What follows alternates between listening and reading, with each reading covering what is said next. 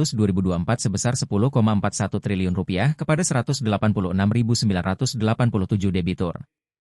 Hal ini disampaikan Kepala Otoritas Jasa Keuangan, OJK, Sulawesi Selatan dan Sulawesi Barat, Sulselbar, Darwisman, dalam Journalist Update di New World Cafe Jalan Yusuf DG Ngawing, Makassar, Kamis, 15 Agustus 2024.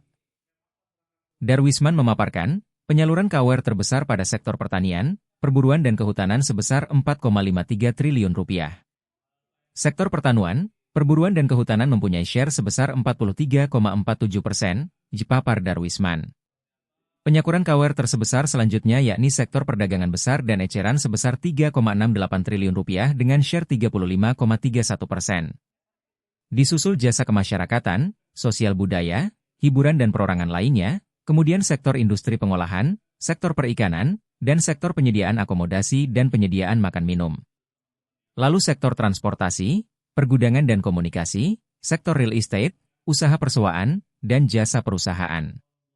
Selanjutnya sektor konstruksi, sektor jasa kesehatan dan kegiatan sosial, sektor pertambangan dan penggalian, serta sektor jasa pendidikan. Darwisman juga mengatakan, penyaluran KUR didominasi oleh segmentasi mikro dengan penyaluran mencapai Rp8,30 triliun dengan share 79,73%. Disusul segmentasi kecil dengan penyaluran mencapai Rp2,06 triliun dengan share 19,81%, jika tanya.